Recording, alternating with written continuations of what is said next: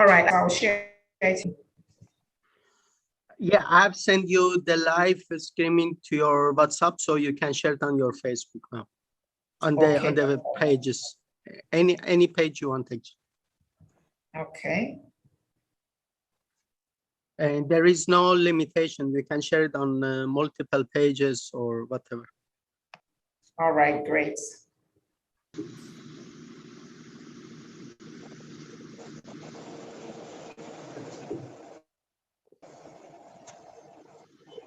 Okay, so we'll just give about give and take 5 or 2 minutes before we kick off.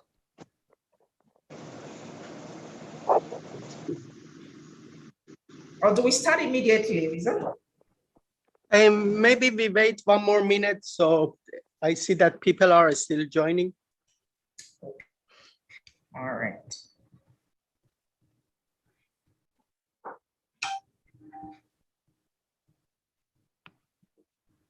Is it possible, Clara, for you to forward me this is Stephanie, is it possible for you to share the link so I can also share it on my Facebook and to the investor group? All right, that's the link to watch either on YouTube or Facebook, right? Correct, thank you. All right, I'll get that across now. But for your information, anyway, we are recording it and we will edit that video and then we will send it to everybody so you can share it later on. Of course, it's not live anymore, but it's an edited edition, so.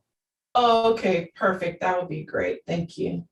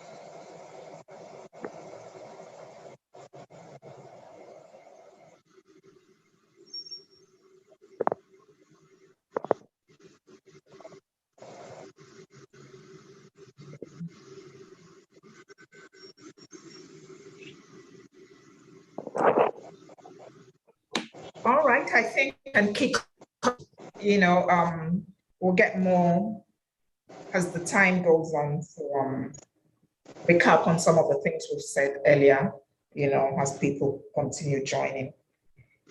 Okay, very simple vision. We arm them with technology tools that would enable them make their processes and their systems much more efficient. And, in doing this, will make them much more profitable in their operations and to compete effectively with other global companies. I'd like to welcome you to the 3rd edition of the movement. And due to COVID-19 pandemic, it's now obvious that the shift has happened and it's no longer as it's going to be in the past. We need to learn how to use technology tools to be able to run our businesses. Welcome once again. The first thing we're going to have on the program today is to welcome Dr. Riza Sultani. He is the president of Tourism Webinar, our partner. Very much welcome, Dr. Riza. Thank you very much, Clara.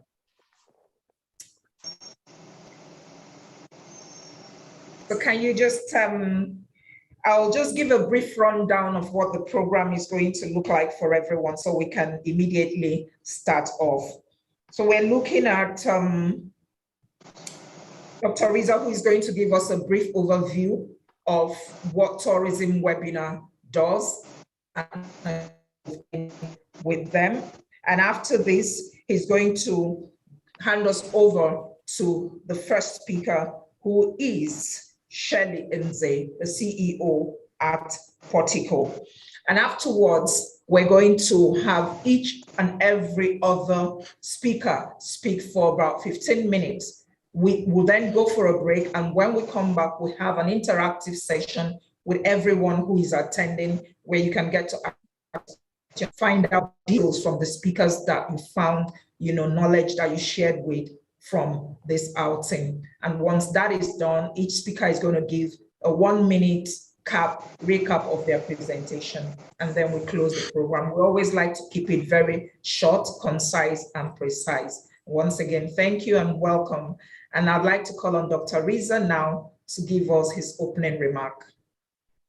Thank you very much, Clara. Everybody, very warm welcome. And thank you so much for joining us for this important webinar. Africa is one of the most beautiful continents and has most of the potentials for the tourism. I'm going to share with you the very important statistical, the last that is available before the pandemic.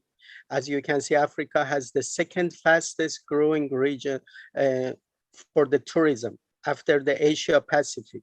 And in many estimates, they are saying that in the next 5 to 10 years, it may even overtake the Asia Pacific. And it's going to be probably the biggest tourism destination, or at least one of the biggest. Of course, we should not forget that Africa has the youngest populations in the world as we speak, and that's very important. So there are enormous potentials here. Also, Africa has 17% of the world natural UNESCO heritage site, 17%. So it is enormous potential for the tourism. And we can see before the COVID that the tourism was very fast growing. And one of the reasons was because of the reforms of the governments in the several countries, and because of the young people, just exactly what Clara is doing and her organizations doing, organizing conferences, destinations marketing, and technology marketing, which is very, very important for the Africa. So if there are the resources there, we can be sure that there will be definitely a very high growth and rise in the tourism in Africa. Africa can be very successful in tourism industry, and is definitely very necessary for this continent because it creates jobs, it reduces the poverty, that's very important. And also it will create lots of jobs for the people in the rural area and for the women's, which is very important. Once again, I want to thank Clara and her summit and her organizations that have organized this. It is very important, and we looking forward to have a good cooperation with you. Thank you. Thank you very much, Dr. Riza. It's a pleasure having you join us and giving us those insights. And you're quite absolutely correct. The growing trend of tourism in Africa is what most governments are beginning to understand could be the alternative to fossil fuel. And if they grow the tourism industry much more profits than what we're having currently with the oil-based economies. And in effect, what we are looking at is how technology can enable this growth and eventually an all-inclusive industry, especially for the rural areas. Thank you very much, Dr. Riza. All right, so in tandem with our timing, we'll go immediately to our first presentation for the day. Our speaker is Shelley Inze, CEO of Portico. I'll just read a brief overview of Shelley's resume. All right, Shelley is a Ghanaian, and she is one of those who have actually made it a point to see that the continent benefits from the wealth of those in diaspora and what they're doing for and transfer skills into the continent to enable this transition into the new fourth industrial revolution that the world is already enjoying. Shelley is Ghanaian born and a business professional in the UK. She helps companies manage risks, changes, increases in their profitability. And following the last financial crisis, Shelley pivoted from technology into oil and gas and into the corporate government risk area.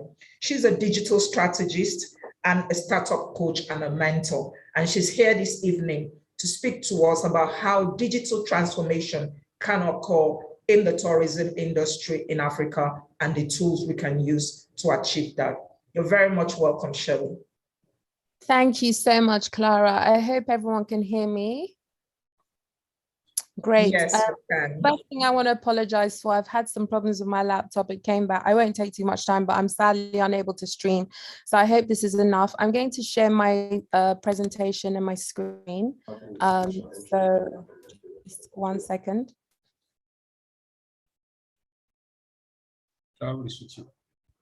Okay, just tell me when you're able to see. Yes, we can see the screen. Thank you so much. Okay, great. All right, so thank you so much. I really am passionate about what you're doing here, so I was really happy to be part of it. Please mute yourself, everybody, so we can hear her. So this is a brief introduction of myself. Clara's already given that. So if anyone would like to know more, either reach out to Clara or myself with my LinkedIn. But as she said, I am Ghanaian and I have been in the management consultancy, digital transformation space for a lot of companies, large companies who effectively impact the GDP of different countries. So it's pretty big macro stuff. I'd like to start with a bit of context because I think Africa in recent years, like, you know, with the sort of like the upcoming of emerging markets has been tipped as the next big growth market. And as has been already mentioned, it's got the youngest population. It promises a major consumption market. I think someone has a hot mic, so it would be great if you could just go on mute. Thank you. And an emerging business and digital ecosystem. Plus, there's a kind of increased adoption of mobile phone and smart technologies, which promise to create a sort of great consumer market, good information sharing, networking, and job creation opportunities. That being said, the promise almost remains unfulfilled. In 2019, the IMF and the World Bank revised their growth projections for Sub-Saharan Africa. It's from sort of 3.5 to 2.8%. Poverty has increased, and also the World Bank estimates that Africa could be home to 90% of the world's poor by 2030 if the poverty reduction measures remain sluggish. Furthermore, COVID has added to the challenge. In 2020 alone, Africa lost about 55% of its travel revenue. Airlines, hotels, and lay them off. And as you know, time goes on, travel restrictions continue to be a challenge for travel and the movement of people and products. So I thought it was really interesting to do a bit of research in this because people always talk about development and it's almost like, are we going to follow in the tracks of others? But I actually think there's an opportunity to leapfrog using technology. In actual fact, the lack of existing old infrastructure that needs to be changed is an opportunity for us to adopt new infrastructure, even space technology. Promises to be an interesting area as well. And, you know, the UK government is also doing a lot of work in terms of how they can move forward, but because they've got a lot of existing infrastructure, it becomes more expensive, whereas we can look at how to best utilize such new technologies to leapfrog in terms of economic development in the tourism space and in other sectors. So the Tufts Fletcher School research did a study and looked at levers, 3 kinds of levers to look at how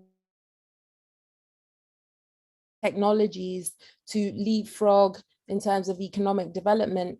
The levers they looked at was the creation of jobs through digital platforms, transformational drivers such as policy that create a supportive network, and also the foundation and digital potential of each country, which basically puts in place the enabling environment. Really interesting study if anyone wants to look at that. But the key driver was for Africa to benefit and to be able to really leverage the opportunity that is presented for the tourism industry. there would need to be an adoption of certain technologies. So yeah, that was the summary of that. So I'd just like to look a bit of the travel and tourism sector for those who are not necessarily immersed or well versed with that, and just look at some of the key sort of like traits of it. So when people talk about tourism, basically it's kind of like any social activity, economic activity that you take, get involved in. Sorry, can someone please go on mute? It's very distracting. Yeah, so and there's so many different types. There's sport tourism, health tourism. I mean, the Olympics in the UK was huge in terms of the people who came in. Health tourism, a lot of people go to different countries for health tourism. I mean, South Korea is known for sort of surgery and all that sort of stuff. So there's so many reasons why people visit a different location to basically take advantage of their services. And in terms of the types, there's the inbound, the outbound, and then the domestic. So domestic tourism. So for example, I was living in Marylebone. If I go to Madame Tussauds, that's kind of like considered a tourist location. So I'm using the domestic facilities at home. And then I wanted to sort of highlight a bit the stakeholders as well. Stakeholders are basically people who can impact or are impacted by any changes that happen in the industry. So this is just a bit of background for those who aren't really too much in the tourism industry. And then in terms of the actual access to things, so of course, as a tourist, you seek accommodation, you seek hospitality, etc., transport services, health services, and so on and so forth. And why? Why is tourism important? Why are we even having this discussion?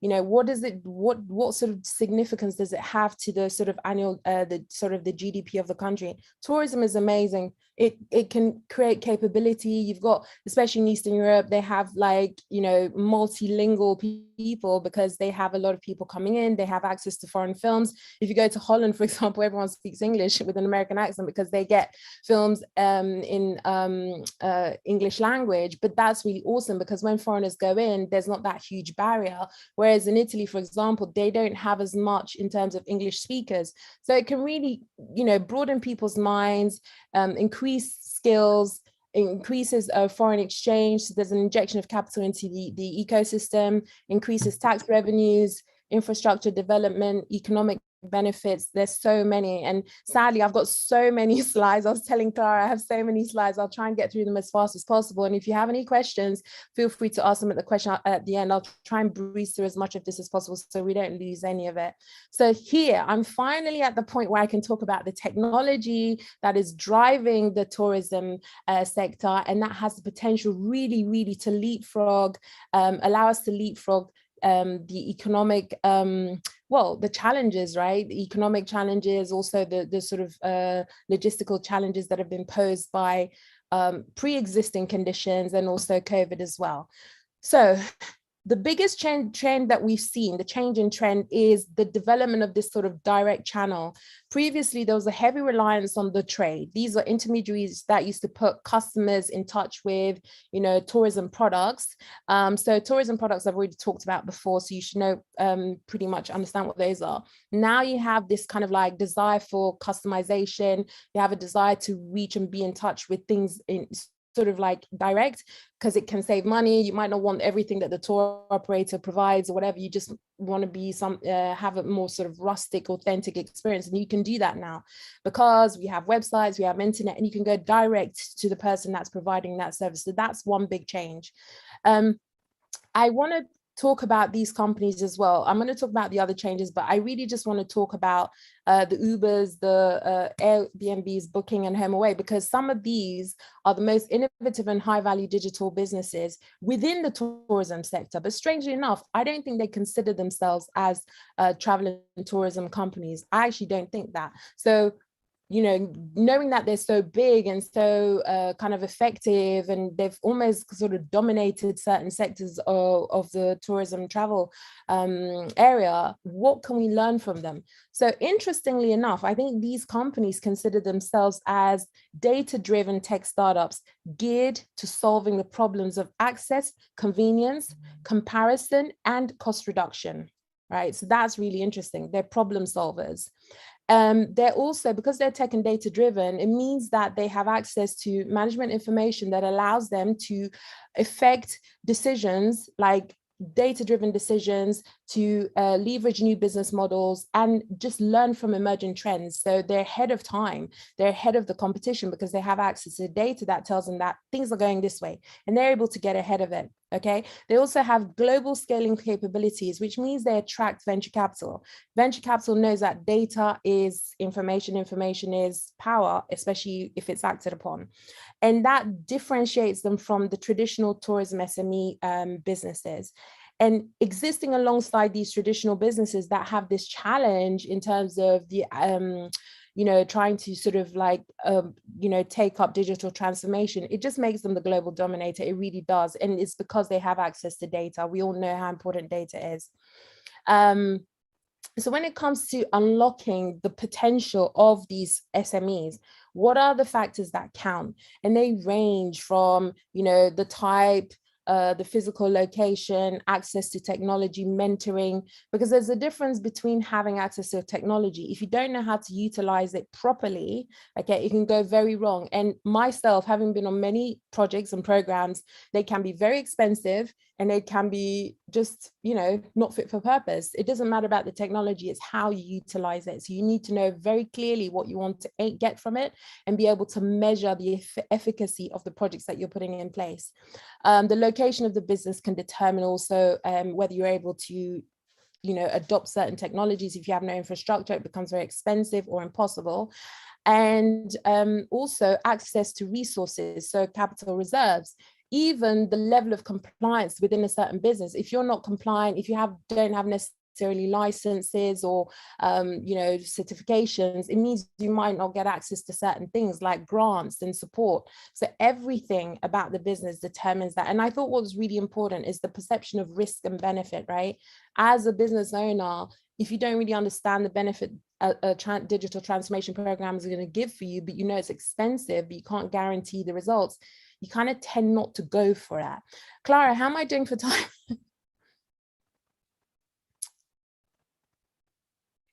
Clara, am I okay for time?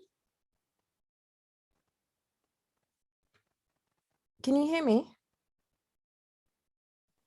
Clara, please unmute yourself. Sorry about that. We're doing fine, Shirley. Go ahead. Okay, fine. Okay, thank you so much. So these are the technologies. I'm going to breeze right through these because they're quite a lot. One of my favorites is solar power. A lot of people just don't even consider this, given that solar energy and solar, like the sun is so strong in Africa.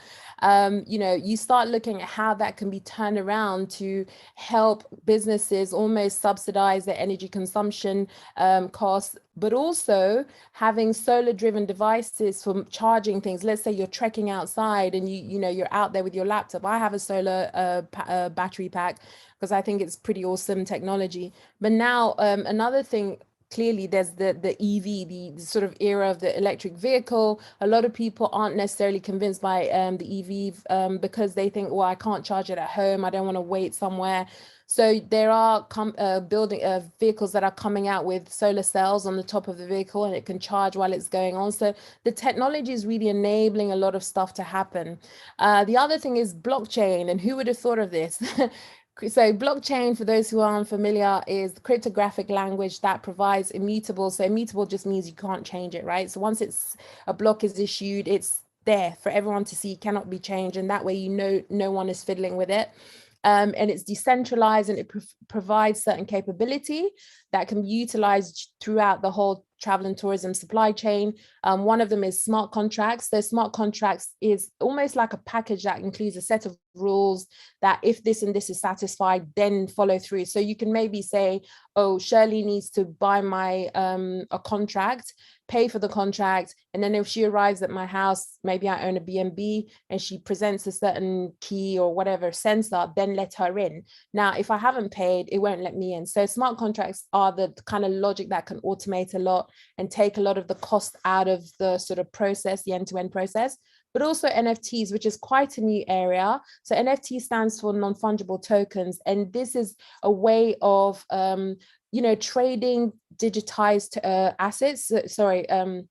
tokenized or digitized assets. One example for that is Jack Dorsey selling his first tweet for 2 million or whatever, but basically you can sell access to events, access to things, information, concerts, and etc. So I think that is really going to pick up a lot as we move forward in the future. We've also got things like mobile technology, cloud technologies, Wi-Fi. It means that people don't have to invest too much in infrastructure because you can access these things as a software as a service. So you've got a number of companies that provide that, including cloud, Google Cloud, AWS as well. And what that means, it allows access to travel information in real time. It just makes things so much easier. Access to completely online bookings, accept mobile payments, checking flight schedules en route, looking at route options, checking out mobile delays. And I think that travel is stressful enough. So if you have this at your hand and your fingertips, you're just more in control, and it really just optimizes the experience. I'm going to kind of skip through to the sort of the different types. So online connection and what the applications, you have online conversations and AI chatbots. So I'm not sure if anyone's had experience with the AI chatbots, but they help a lot of businesses reduce the cost of customer services, even sort of initial inquiries. Instead of paying someone to do that, the AI bot will handle all of that, direct people where they need to be directed, and it allows you to save a lot of money, especially for the tour operators. But for the traveler, they get instant 24/7 support when they need it. So I think these are awesome technologies. Big data, big data and data analytics allow and empower businesses to really target and optimize the things like marketing campaigns. So one of the references here was the Melia Hotel chain that uses information and data points that they collect, private and public, to develop and optimize their marketing campaigns. I'm just going to try and speed through a bit. Artificial intelligence, again, I talked about the chat box, the voice technology, etc. And you've got assistants. I have an Alexa here, so I'm trying not to say it too loud because she'll wake up. So one of the things that I've seen really recently is the Discover Abu Dhabi. It's a skill. And what they've done is they allow you to interact with experiences in Abu Dhabi, restaurants, hotels, tourist sites. And the aim of that is they know that right now, everyone's at home. They're possibly considering, gosh, once these restrictions are over, where are we going to go next? They want to put Abu Dhabi in the minds of people. So when that time comes, it's like, yeah, why don't we go and discover that amazing place we heard of during the Alexa? So I think that's really smart. I'll touch on that a bit more when it comes to the virtual tourism, because that's really what it's about. So Internet of Things are basically sensors that basically allow you to control your environment. So even with the assistants that I talked about, the virtual assistants as well, they control things like the heating, the light, etc.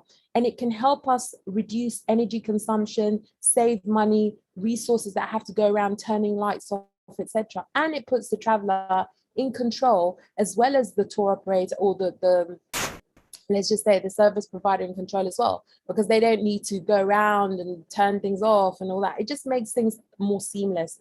Augmented reality, virtual reality, I talked a little bit about this as well. I talked a bit about the Discover Abu Dhabi. A lot of these technologies are linked. They kind of work together. So you've got blockchain might work with IoT, and I don't want to lose anyone in terms of the technicalities, but they do tend to work together, and none of them would work without internet speeds, for example. They're all interlinked, and they all help provide a better and seamless experience. Of course, faster internet speeds and cheaper data impacts things. Faster internet speeds make people adopt technology faster and better, because they think, well, I can book online in 2 minutes rather than sort of going somewhere. Do you know what I mean? So I think access to that. Now, Africa typically has slower speeds, but I think that, right now, Elon Musk has got the Starlink, yeah, I think so, Starlink, and that's coming to Africa. So that probably have that written up so the next speaker can come on. Okay, 60 seconds, can I close? All right, yes, you can go. Thank you. So robotics as well, fintech, digital wallets, contact payments, these were really blew up in the pandemic. They're here to stay. And then you've got considerations like security, customer protections, etc. So the cyber security measures matter as well. I'm just going to move briefly on, and I want to talk about technology None of this works unless our habits are evolving, which they are. And now we have the growth of the sharing economy. So a lot of people are sharing their sort of pre-travel, during travel, and post-travel pictures. As you can see, about 70% of accounts share their travel experiences.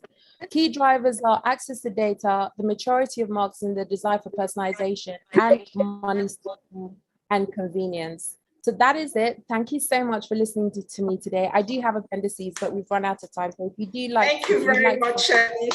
That was absolutely brilliant. Thank you. It's amazing, it's until it's encapsulated in the kind of, presentation you just made. A lot of people still haven't understood the synergy about how technology is really driving and making companies very competitive. That's why we want to simplify it for a lot of SMEs, that for you to be integrated into the fourth industrial revolution, you need to adopt technology tools. There are just no two ways about that. Thank you very much, Shelley. We'll bring you back during the interactive session, and we'll just take on the next speaker to be able to do that effectively. So I would like to call on our next speaker, Mr. John Lee, who is the co-founder of Work From Anywhere.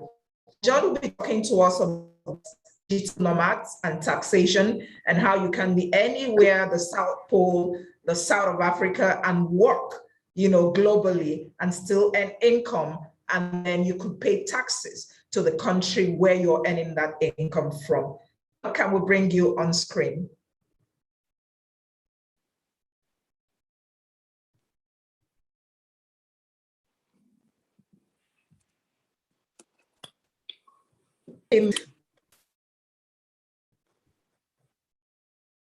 Hi, John. Hi, how are we doing, Clara? I'm in all true right, work from thank you. anywhere mode at the moment. I had booked a co-working space. They overbooked me. So I'm now calling you from a cafe in London. So there's a little bit of background noise, but that's okay. We'll make the most of it. That's okay. Can you hear me okay? That's okay. Yes, we can hear you clearly. Excellent. Good stuff. Well, I'll go and I'll share my screen and let's go into work from anywhere. Let's get into it. So give you a little bit of introduction to myself. I'm John Lee. I am the co-founder of the Work From Anywhere team. Work From Anywhere team is basically a global marketplace of tax advisors to help companies manage work from anywhere. Basically, tax is the number one risk to watch out for. That's one of the reasons why a lot of companies say no. So I'm going to talk to you a little bit about that, but I'd like to maybe take a step back more broadly. I mean, if you look at this summit, all around Africa, what is fascinating about the trend from work from anywhere is that there was a survey by Qualtrics recently, big technology company in the US, and basically 80% of people, they found it extremely important that work from anywhere was part of the package for their next job.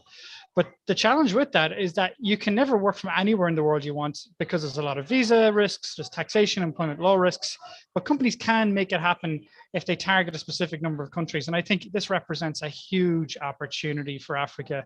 Why? Because if you think of the value of a traditional leisure traveler, when you look at, let's say, a digital nomad who's typically there for a couple of weeks, the value that they spend in the local economy is at least 10 times more than a traditional leisure traveler who might only be there for example, a cruise passenger is only there for a few hours, but typically a leisure traveler might only be there for maybe a week or two, whereas as I said, digital nomads are there for easily a couple of weeks or months even, for example. So it's a really exciting space, and I think it's really linked to this trend of remote work. We've all seen the acceleration of remote work during the pandemic, and I think it represents an enormous opportunity for Africa. For me, my previous startup was in the travel industry, Culture Me.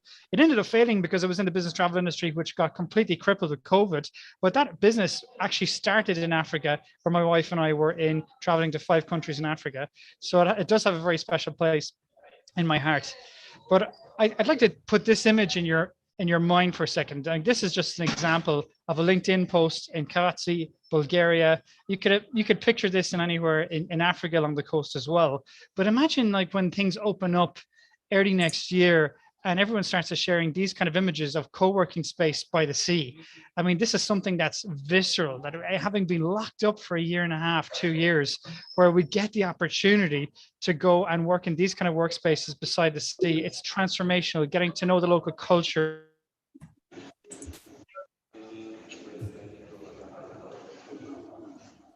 I'm so sorry, we lost John.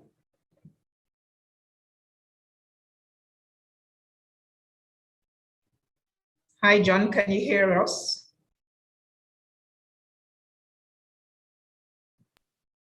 I think we lost John. Yeah.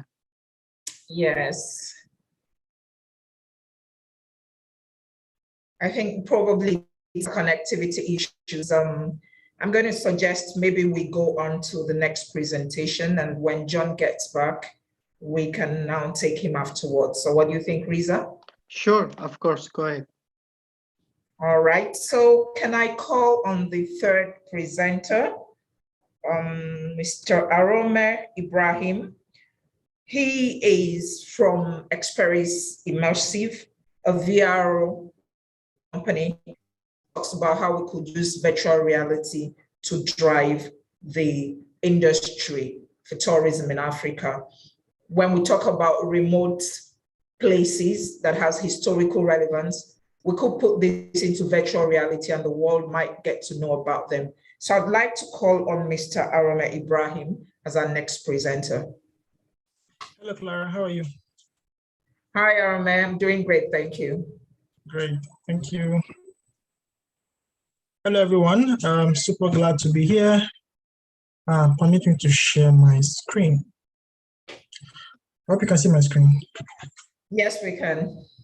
Okay, great. So first off, I want to thank the organizers for the opportunity to speak at this summit. I'm super excited and passionate about anything extended reality, and I'm sharing how we can reimagine tourism in Africa through extended reality. So I'm a 360 VR developer, also a geographer, funny, and I'm passionate about heritage and tourism. I started XR close to 4 years ago, and the journey has been amazing so far. I've built a startup. I run an amazing community of XR creatives on the continent. And basically, I'll be sharing with the amazing audience how extended reality can really transform travel and tourism.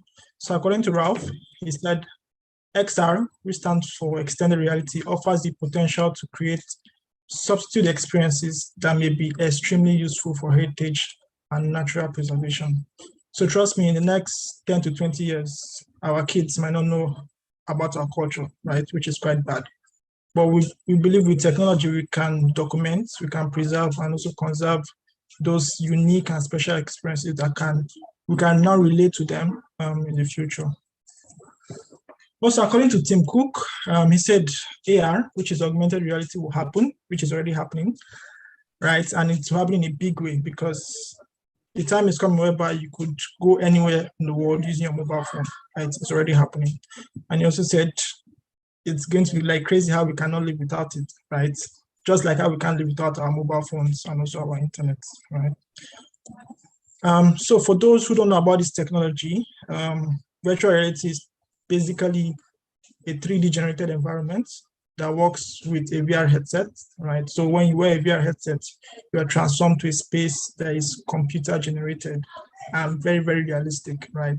So what this technology does is it gives you a virtual feel of any environment without you physically being there, right?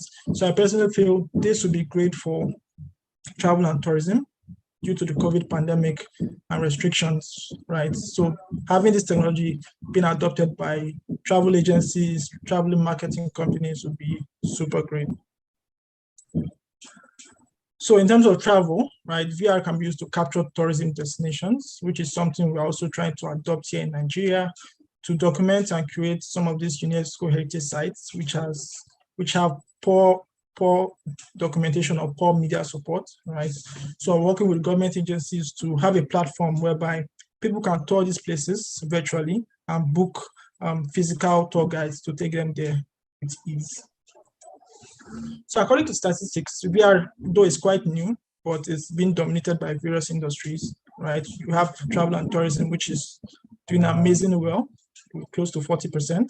And we also have online shopping, 23%, museum tours, right, 33%. So you can see VR is applicable to various industries, irrespective of what you're doing. you can embed and also implement virtual, also extended reality to it. Also, according to research, travelers found out that, according to research, it was found that 51% of travelers find VR very appealing, right? And also 64% will be willing to visit a location that has a VR experience because they already have that premonition of how that place looks like before physically visiting, right? And due to COVID and restrictions to travel, right? And we believe with this technology, we can create those experiences and be able to raise at least a bit of revenue for the inhabitants of those locations and basically give back to them using this tech. And I believe this tech is not just about gaming, it's about using it specifically for good. So according to the UNWTO, from their research, it was stated that international travels, that's as at 2020, plunged by 93%, which was quite alarming, right? And data so far has shown that most countries are already restarting tourism, which is good, but most of them are now adopting and leveraging immersive and also virtual technologies. And I believe more African countries need to adopt this, right? And with time, we can see a huge pool of people being able to visit the continent, right, with ease using their mobile phone or their PCs. So for tourism, I believe from my experiences so far and being able to being able to interact with some tourism companies, marketing is quite a problem for them because most of them are tired of using social media marketing. It doesn't really convert that much, right? But being able to work with some selected few, we have seen that virtual and augmented reality has really helped them to boost in terms of sales, because what we do is we take a virtual tour of maybe a hotel, right, and embed it on their website. And this has so far boosted their booking rates because people could see the rooms they are looking at booking at and basically make any changes that they might want to do, right? So this tech is here to stay, and I will be glad to see more of this in the future. I'll just breeze through and basically talk about VR in tourism marketing. So due to COVID, right, we have seen some travel marketing companies like leveraging on digital technologies, right?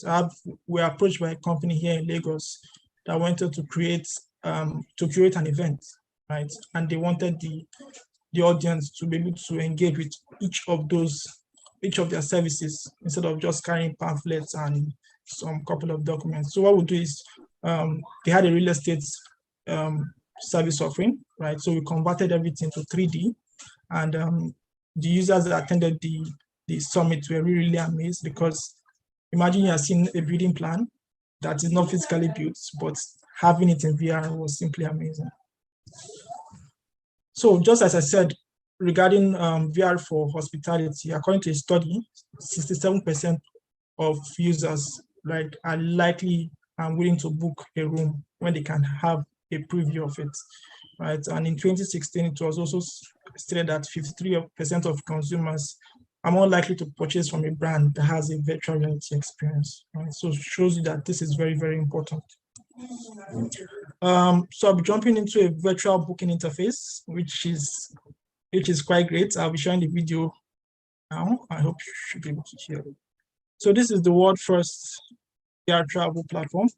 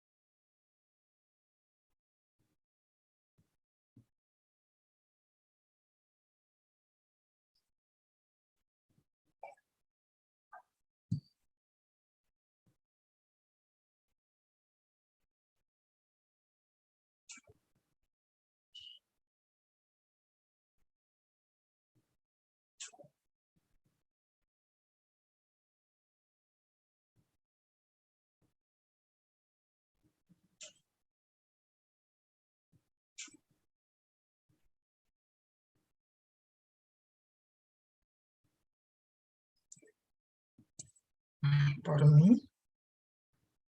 Yes, amazing, right? So that's like a seamless travel experience from selecting a date, selecting the platform, to booking your airline tickets, to making payments online.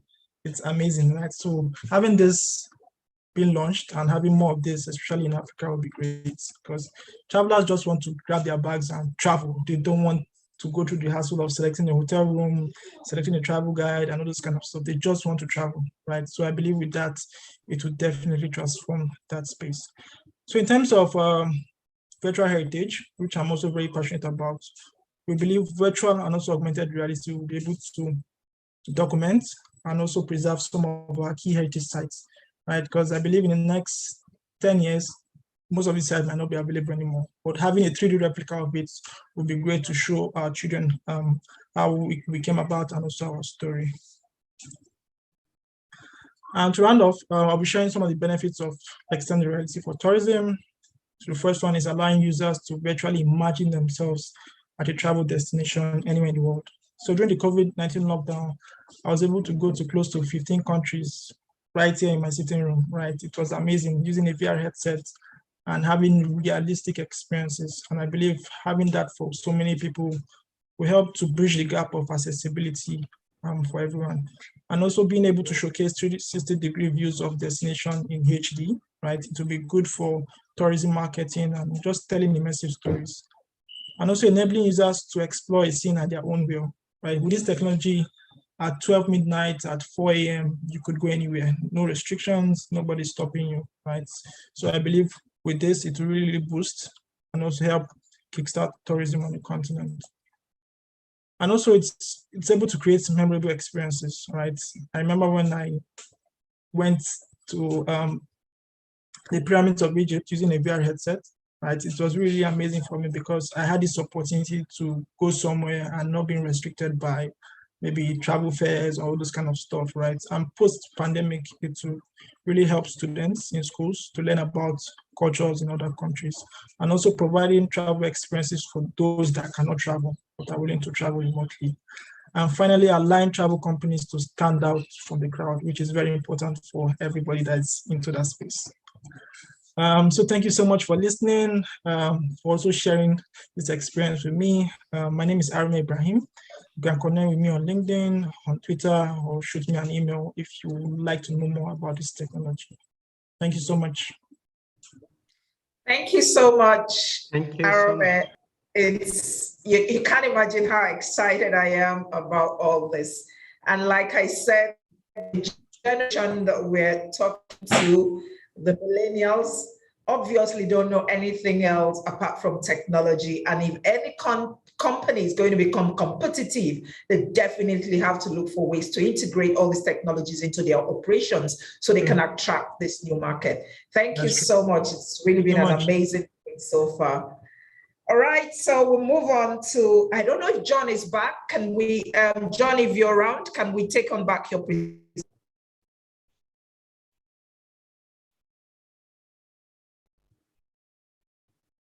I think he probably is having a bit of issue with network. He was here, but he's gone again. So I think we should. He's having issues with his network. Yes. All right, so we go ahead now. And this other technology is something I'm extremely, very, very passionate about, because retail business could be a little bit difficult to coordinate if you don't understand the processes. And technology is a lot, you know, of the kind of increase you could gain with your customers by utilizing technology is amazing and simply amazing. And this is what Paula is going to talk to us about from Ask Suite. And it's something as simple as using WhatsApp to grow your customer base. I'd like to welcome you, Paula. Well, thank you so much, Clara. Are you able to see me and hear me? Because I think someone is sharing a screen now. I think so. Yes. Yes.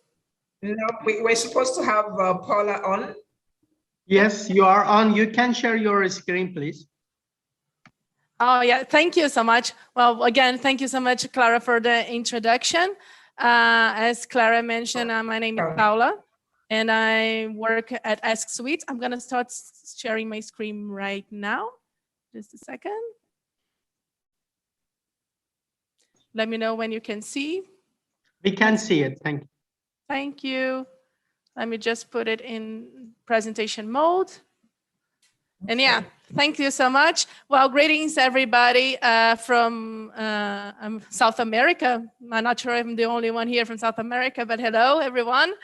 It is really nice to be here. It's such an honor and a pleasure. And I think the organization is doing a great job bringing more awareness of technology in the travel industry. So I really appreciate this opportunity. As I said, my name is Paula. I'm a content specialist at Ask Suite. Ask Suite, as Clara mentioned, it is a hotel tech company, and we provide AI chatbots and an omni-channel platform. Okay, so let's get it started. So the first question is, of course, what is artificial intelligence? It can be quite magical or even dangerous. It is for some people. They connect with being exterminated, right? I know I did before. I used to think that they would dominate the world, but actually, artificial intelligence is here to help us. It is not a simple matter of replacing humans. It is a matter of working together with humans so we can perform better and provide better service. So in a nutshell, because AI, it's quite a complex, and previous speakers also mentioned AI, but just in a nutshell, AI simulates human intelligence process. That's why I think it can be a bit scary, because they do it quite well. With AI, we can make better decisions. Nowadays, we have so much information, so much data all around the world. And then to make a decision, a good decision, you need to have data to support it. So AI help us here with making better decisions. And AI, it's being used and applied in several sectors. You can see it in medicine, you can see it in education, engineer, and why not hospitality industry? So yeah, the three main goals when we use AI, or when industry and companies use AI, it's this optimization of process. Usually we spend a lot of time making some simple tasks that takes again our time and time. We have to remember that time is our most valuable and most scarce resource, so we have to use it wisely. So AI and technology in general, they help us optimize process. It also help us integrating systems. For example, integration of voice and facial recognition system, which is so a key element in security, for example. And they also help us make predictions and suggestions more accurate, more certain. Because again, AI can process much more information than us humans could do it alone. So these are the three main uses of AI. And you might be thinking, okay, that sounds great, but it's so not my world. I'm so far from there. I don't use AI. And yeah, why we are talking about it. But actually, we are using AI now. It is not a future thing. It is a present thing. So we are using AI already day to day. If you think about Siri on your Apple, in your iPhone, if you think about Uber, if you think about many stores use AI to offer a better promotion or a better ad for the particular customer. So you can personalize your offers. You use my favorite one, I have to admit. You have AI on Netflix, for example. So they personalize the suggestions they're making to you by your analyzing your behavior. So all that all that creates and promotes a great customer experience or guest experience. So if you think you're not using AI, or if you think that it's a future thing, I think you should think twice, because you already use it and you might not know it. So if you go, we go more specific here in the hotel industry. Again, I want to just point out that technologies and AI, they're not here to simply replace humans. We truly believe, I believe, and many others I know out there believes that it's the combination that is the key for a success. So technologies were built to provide better conditions for hotel staff to perform with excellence. I know that when I was a hotelier once upon a time, and I had to struggle between multiple demands. And that means that I was not 100% in anything, and my customer service was not as good as it could be. So technologies can help us to have this time and put our energy and all our efforts in the tasks that really provide value to the customer. So AI is just a support cast for you, the human resource, to be the star of the guest service. So that was something that I like to always point it out, because since I was a hotelier, I was also a bit skeptical about it. So we understand that have some hesitations using technology, but that's why I really want to make this stress, right? Okay, so one other thing is that okay, I understand, but it's just something that it's nice to have, right? Technology, I don't really need it. I'm doing my operations here. It's all working well. It's not that I don't need it. Again, I think maybe you should consider that it's not anymore just nice to have. Technology became a must-have. Clara, I think, mentioned before that you need to have technology to be able to compete in the market, especially now after COVID and all that. Technologies, we've seen a lot of hotels around the world struggling with recruitment, for example. They are really struggling to have people work in hotels now. If you have technology, it is a way that you can still provide excellent customer service without having as many staff that you should have, because it is impossible. It is multiple demands coming from everywhere when we have the peak season. So technology, it is a must-have, and it also must have, because also the pandemic, that guests wants to feel safe, and technology can help them with providing this sense of security and health security with contactless technology, for instance. So yeah, if you don't, technology is not that you're spending money, it's more that you're investing money in your customer service or in your direct bookings strategy. It's an investment. It is not just nice to have. All right, so just to make it summarize here, why you should use technology and AI, especially for repetitive tasks. As I mentioned before, we spend way too much time doing the same things over and over. I'm pretty sure if you work in a hotel, if you work in a young people, like CEOs that are, run different organizations and campaigns. Hi, I'm back. Okay, so we spend too much time doing repetitive and simple tasks, right? So we should be focusing on things that add value to our service. AI can also help us with data collection, and analyze. So we can predict better what is next. The technology and AI, it's also imperative to meet travelers' expectations, because they are higher than ever right now. And don't make a mistake to think that they are just comparing your hotel to the next hotel. They are comparing their experience with anything and everybody in any industry. They want a personalization as Netflix gives you, and they want fast service as Uber provides you. So this is something that really have to change the mindset, that it's not only more just your comp set, it is any industry in everywhere in the world. So you need to, when they come to you, they have these expectations they created through previous experience, not necessarily with you and not necessarily with hotels. And again, AI can truly help you with multiple demands, as I mentioned before.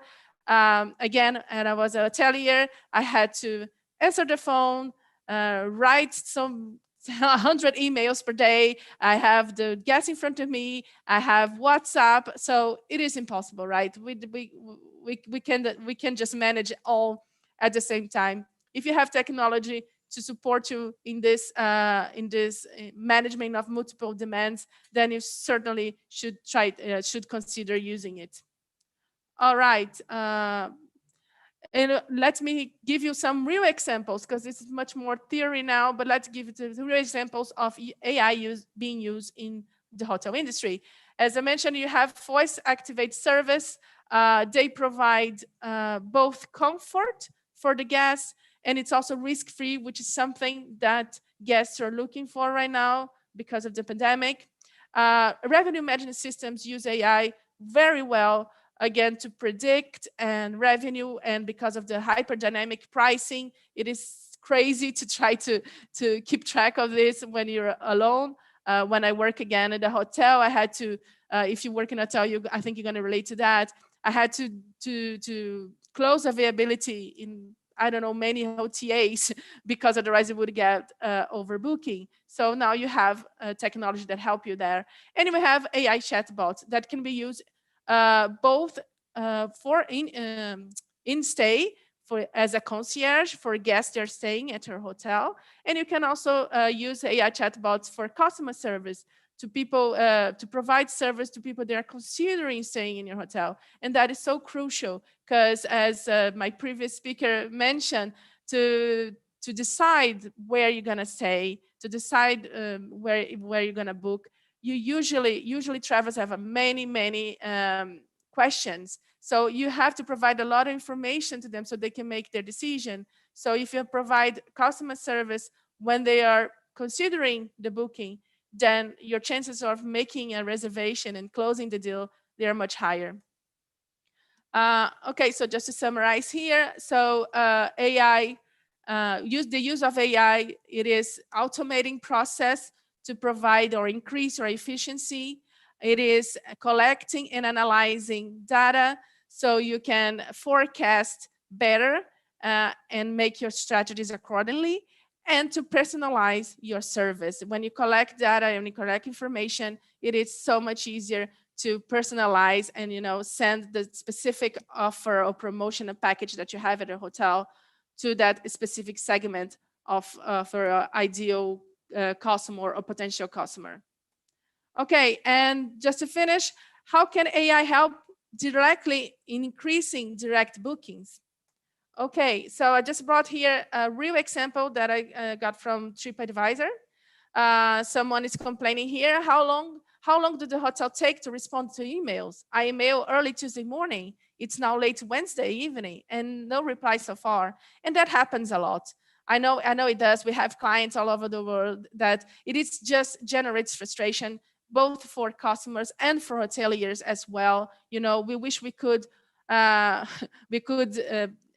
provide fast and efficient answers to all demands 24/7, but just a human being is not able to do it. And the time response is so crucial in hotels, in hotel bookings. If you don't answer your customers, your potential customer fast, they will move on to the next one. It's easy as that. It's not fair. Maybe it's not fair, but it's how the game is playing. It's being played now. So you have to adapt to the expectations and the demands. And just to give you an idea of how much you might be losing, how much money you might be losing by not paying attention to this, 51% on average of hotel distribution are going to OTAs. So a better direct digital service experience can change this scenario. I'm not saying here that you shouldn't work with OTAs. I think hotel distribution, it's a mix. It has to be a good mix.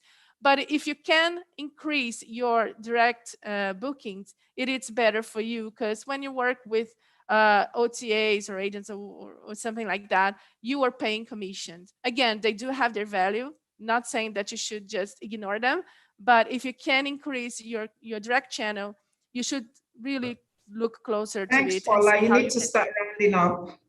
Yeah, okay. So just really finishing, AI chatbots, you can be used, for those who are not familiar with it, you can use in websites, in messaging apps, and social media. And what it makes them AI chatbots per se, it's because they understand natural language. So yeah, it is really important that you provide 24/7 support to your potential customers, and just humans. I don't think it will be possible to make this a better, to provide a better experience and smarter decisions and generate more revenue. Thank you so much. I'm sorry, Clara, that I passed a little bit. If you want to know more, just contact us, asksweet.com. Thank you, Clara. Thank you very much, Paula. Amazing. So it's very, very evident that if you use technology tools, the tendency that you'll be much more, have an edge, so to say, over your competitors. And this is becoming very, very evident on a daily basis.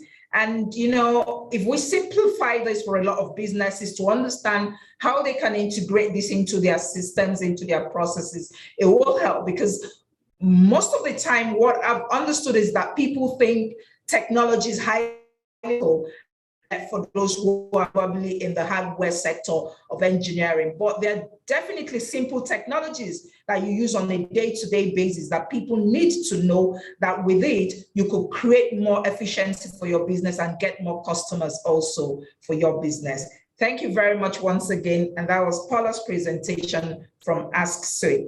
Next, we're going to bring on Stephanie Nelson from Stephanie Legacy. And Stephanie's about how you have a lot of what I call it, those in the diaspora and those in Africa. And for instance, a diasporan wants to come back to Africa for a trip and they don't have anyone in the city. So what Stephanie is going to talk to us about is called the Angie's List.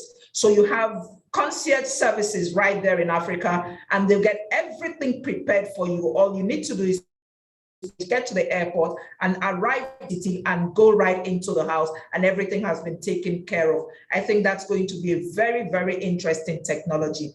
I'd like to give the floor to you, Stephanie, to make that presentation.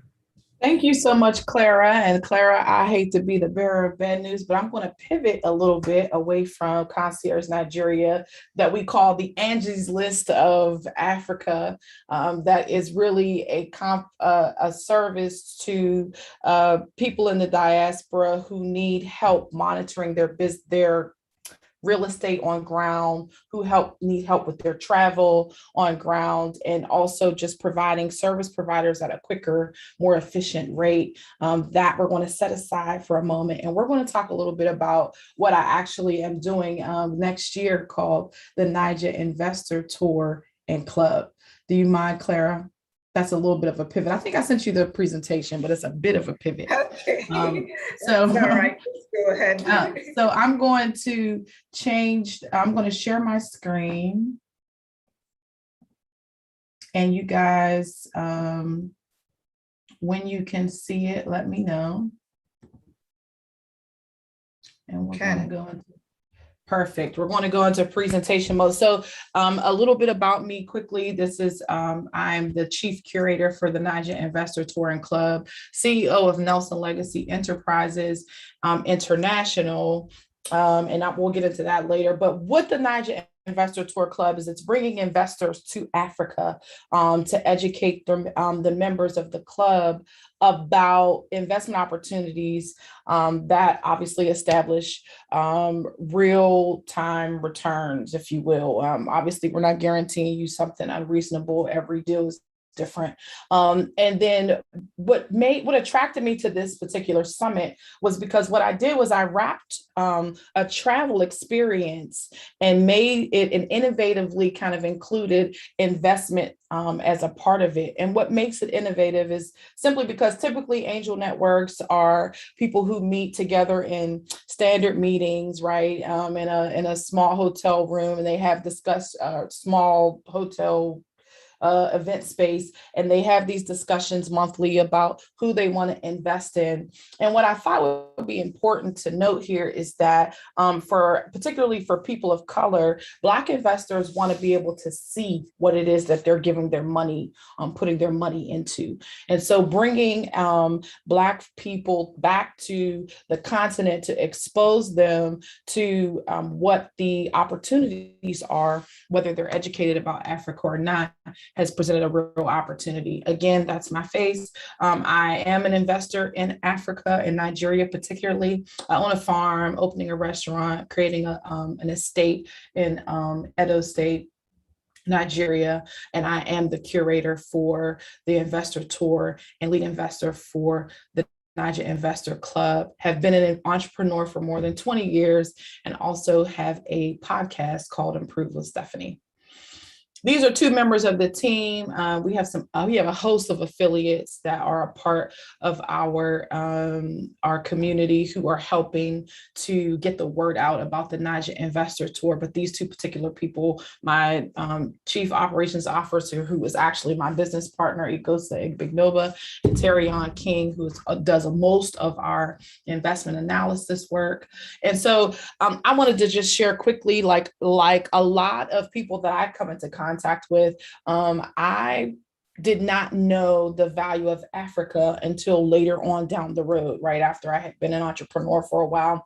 And so I went to Africa. My first experience was in Abuja, Nigeria.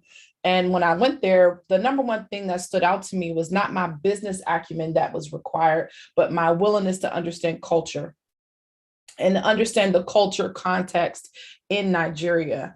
And so one of the things that you can say about investing is that in Africa is that plays a critical role in the decisions that you make in investing. And I'm rounding this, and you guys are gonna be like, tourism and technology summit, hello, stay focused on the topic. But let me just tell you why I chose the tourism business model for investors.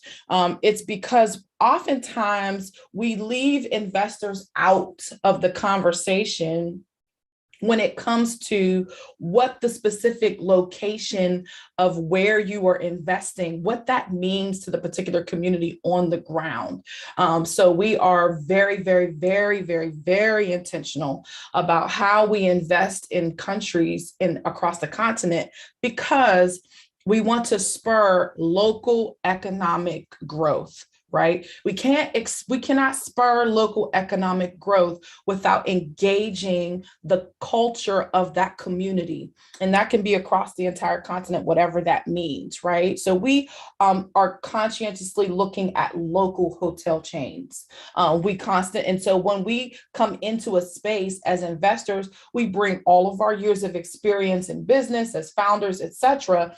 But we also like to engage them, for instance, on something that I found absolutely amazing in the earlier presentation, XR. I mean, so when you start talking about virtual reality, the innovativeness of bringing investors into a space, right, that they don't actually have to be physically present for, but can still have the same experience. So bringing that level of connection to a local business provides significant opportunity for those local businesses to increase their revenue share and bring together opportunities where now we're saying we're coming with tools to help you increase your business revenue, as well as help us with our profitability.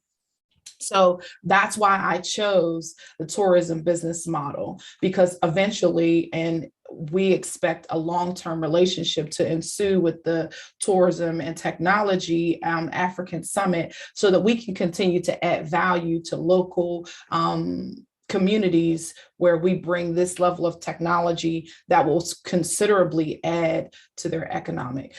So what the question that I get often is, do you expect tourism in Africa to grow and expand? While we've seen a significant dip, I've seen a significant dip in travel to Africa, but Ironically, the diaspora are even more excited about traveling to the continent than I've seen, especially since COVID, and especially given some of the disruptive kind of things that have happened in the West alongside COVID. People are like mad dashing to the continent. And so now we're able to see how not only are they mad dashing to visit, but they're mad dashing to stay. So now we're looking at tourism as a part and a bridge to repatriation to those countries. That's a huge opportunity for the tourism sector to make sure that they engage diasporans to come into the space and offer their insight of what they want to experience when they come to the continent. So that's that. And as an investor, where will I invest in tourism? Local hotel chains. We were also looking at beaches, beachfront property. We are big time looking at local hotel chains, event revenue spaces that will engage that technology, particularly I'm looking at the VR virtual reality space, because a lot of the companies here in the US, for me, when we take our kids just to something as simple as the trampoline park, there's a big virtual reality component where they actually get to play video games, they can engage in other cultures, etc. And so we expect that we'll be able to bring that level of innovation to the continent. Then I really wanted to talk about smart tourism. Smart tourism for me, aside from the technology tools, is about data.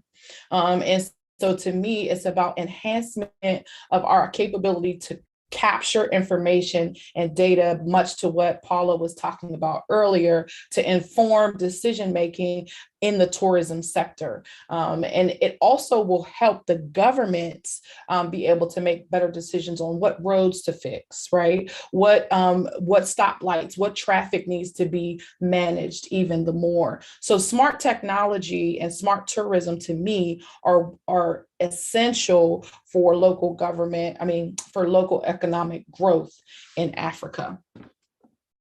So some people have asked these several questions, and I'm not going to really get into it, but the tours for this year, or for next year, excuse me, are February, November, and December. What other countries are we looking at to bring investment and to spur tourism and expand tourism and local economic growth is Senegal, Tanzania, Sierra Leone, Liberia, Namibia, Togo, Benin Republic, Rwanda, and Kenya. We have about a 10-year tour plan to bring in Black investors to the continent, and we will wrap those opportunities to invest. Every country we go to, we will make an investment in businesses that are locally owned and on the ground. I'm a fan of agriculture, as most people are, so we'll probably be doing some work there. And so right now, I'm going to move through this just so people are aware of what our investment thesis is to think local, grow continental, and trade among ourselves, meeting basic human needs and providing healthy food, affordable shelter, clean water, while making sure that the economic growth, local economic growth is expanding.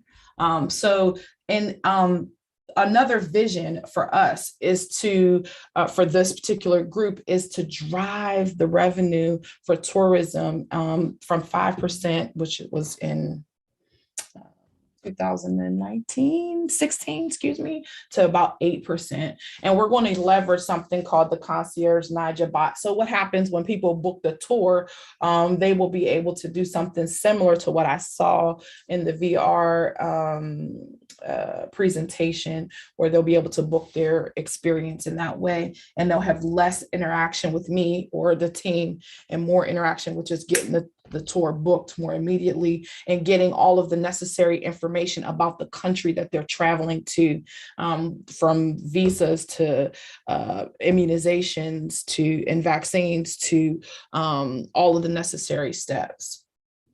And our long-term goal by 2027 is to have a $35 million diverse portfolio for the continent. If you're interested in learning more about what we offer as the Investor Tour and Club, I'm hosting interest meetings, and you can reach out to me to learn more about those. So I hope I was able to stay within my time limit. And if you have questions, we'll see you guys on the other side. Thank you so much. Don't forget, you're always welcome. Come to Africa. So that's truly amazing. The most important thing, I suppose, for a lot of us who are watching is to be able to understand how this, waters down the concept that technology is highly technical and only a privileged few who have technical aspects of it can key into it. No, the bigger understanding of technology for me is the ability to solve problems. That's moving away from the manual aspect to an of it to solve that problem. It then makes it a lot easier. I mean, when you try to make people understand that things as simple as WhatsApp is a tool you could utilize in business, they don't understand that that's technology.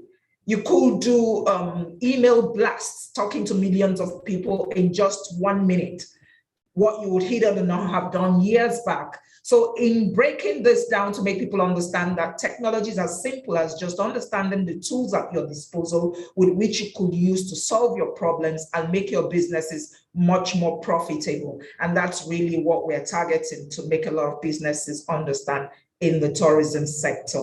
Thank you very much for that presentation once again, Stephanie. And I'm sure before we all exit today, a lot of people will please network in the chat areas, because I'm sure there are people who need, some of the technologies we've mentioned and some of the knowledge we've shared.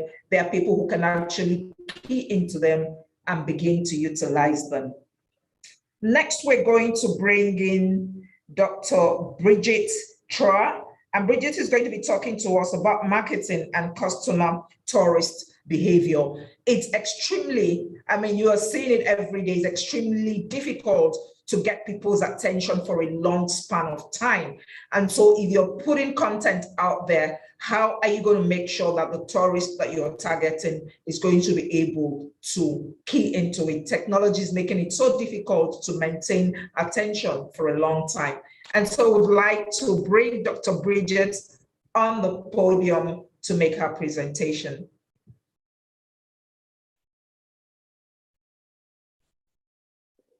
Hello, here I am from Germany.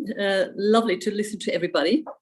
And I wonder whether with my comments coming forth, I will actually bring in quite a different perspective, simply because of the marketing and consumer behavior perspective. I did not decide to go specifically into technology because it's been covered beautifully by everybody else, and it's not my forte, I might say. I'm a social psychologist, and I actually always look at how we actually interact as human beings away from technology, possibly more so than with technology. On the other hand, of course, as it becomes very clear, technology is here to stay, and it's a wonderful way to connect with people, particularly when we talk about marketing, whether that is international market, domestic marketing, whether it's to communicate within the sphere of service delivery or anything of that nature. Technology is the tool that makes things a lot easier, much more efficient, as everybody pointed out. The way I started to look actually at my presentation is, I thought, okay, I've been given, the title of marketing and consumer behavior. What will I talk about? Technology, as I said, everybody covered.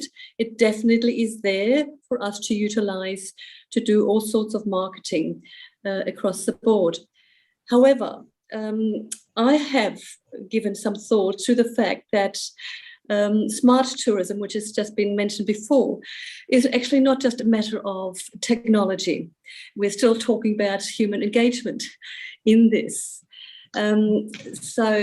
Listening to the presentations, I thought I'll just go from this perspective, where I say that marketing and consumer behavior, like tourism and technology, they're two spheres of different kind of environments that existed separately.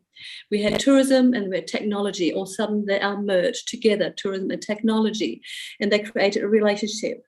And I always look at marketing and consumer behavior as a relationship. And coming back from, from the perspective of human relationships, then I ask, what are relationships all about? Why are we using technology?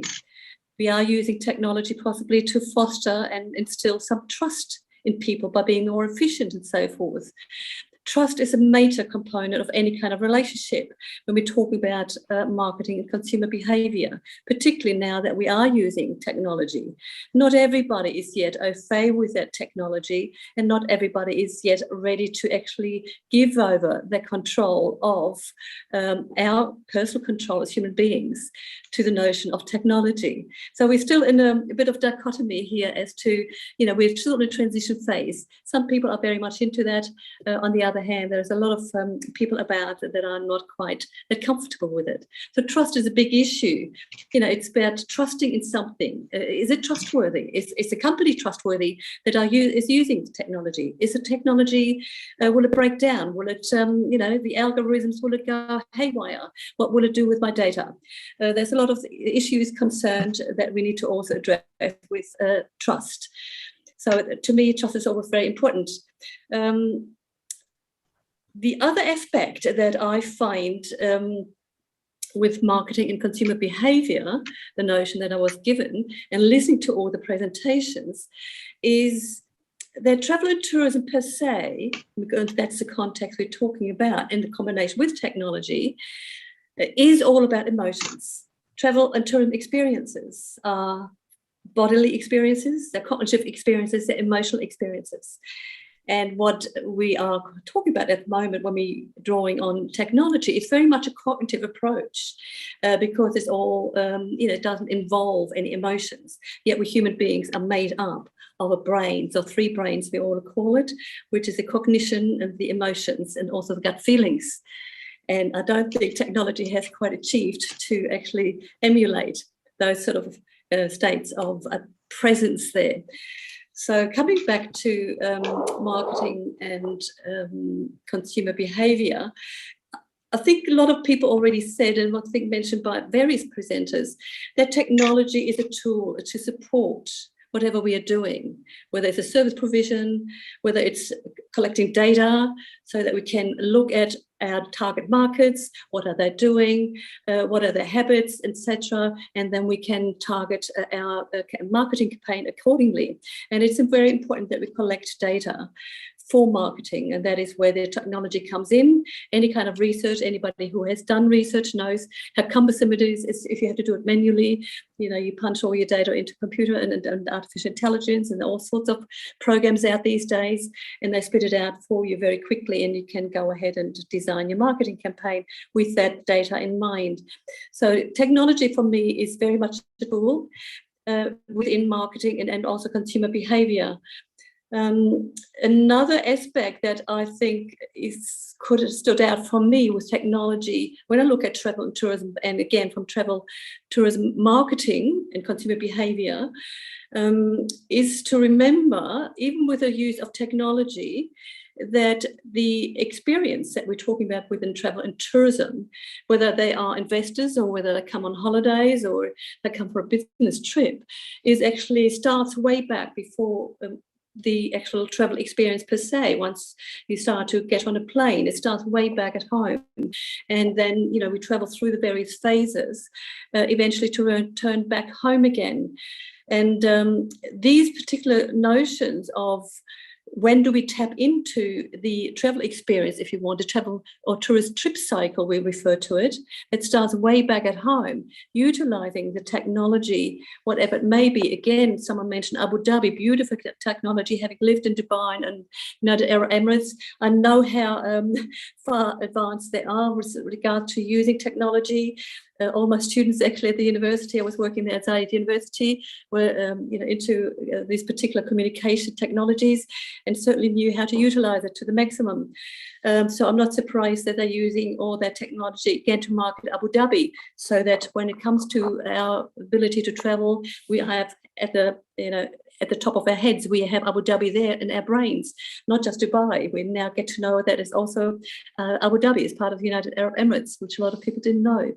So there is this notion of starting with technology. Where do we implement technology for even looking at targeting or communicating with the people that are traveling, starting way back at home with virtual reality as a means to create an interest, to instill some excitement and emotions. Again, we're coming back to that notion. People love to feel excited and anticipate traveling. So that is what technology is, in my opinion, does a wonderful job these days, particularly what's available. And I've looked on the internet just a couple of days ago, who does use virtual reality projects and, to try and, foster excitement amongst people. Once we can travel again, then the virtual reality becomes a means to say, now we can put it into practice. And of course, the question is, we always just say, make sure you can deliver what you market. If you can't deliver what you're talking about in your marketing campaign, then you're doing false advertising. So it's very important to make sure that the technology and the marketing that you implement through your technology will align eventually with reality when the people get to the destination. So that's another point I'd like to point out. So the visitor is a pre-visit phase that I refer to quite often. It's the dreaming of your holidays or going to invest in something, then you're planning it and then you're booking it. That's a pre-trip kind of phase of where you can utilize your technology. And of course, once you're a visitor and you arrive at the destination, we know how much we use it, for daily interchanges, to find out which bus to take, rebooking our flights, finding out where we could possibly go to which restaurant, wherever we may be. So many users once we get to the destination. And of course, it's also used technology in regards to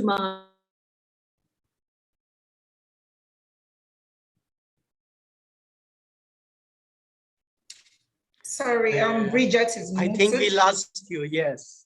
Bridget, we lost audio. you. Please, you You're are muted. muted. Yes. Okay. Can you Please hear us, unmute Bridget? yourself, Unmute. Bridget. Unmute yourself.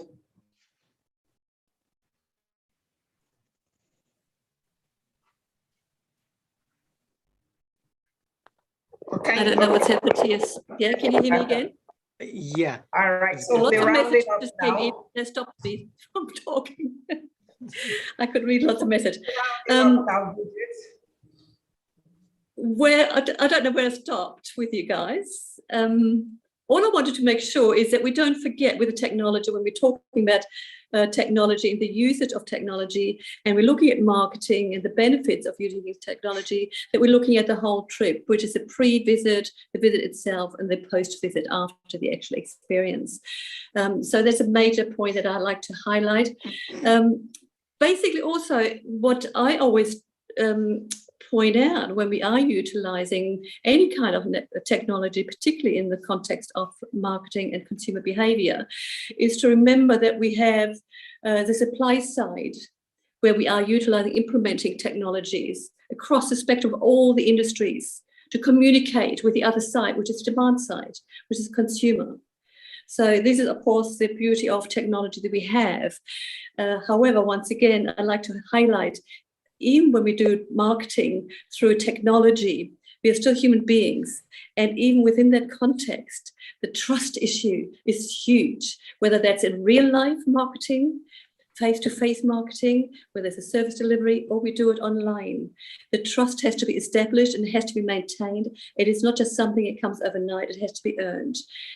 And that applies to technology implementation as well.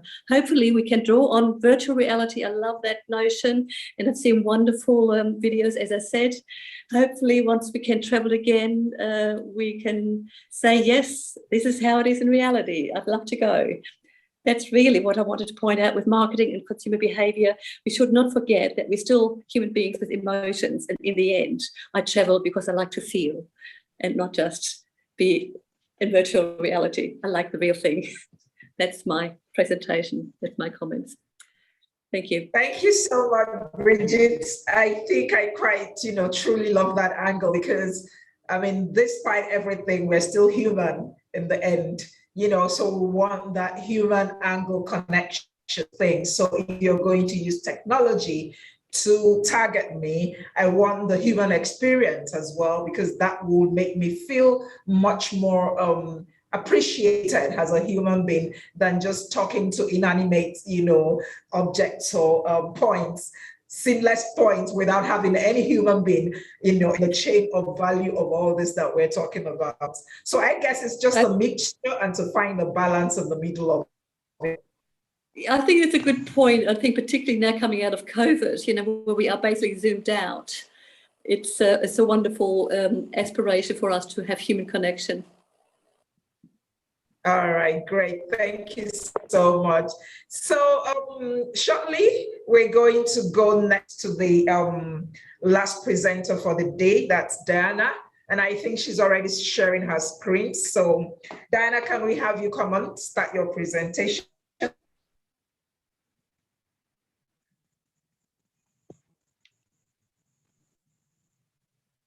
Hello, is Diana there? Or is she on mute? Diana, please unmute yourself. We can see your screen, but we cannot hear you.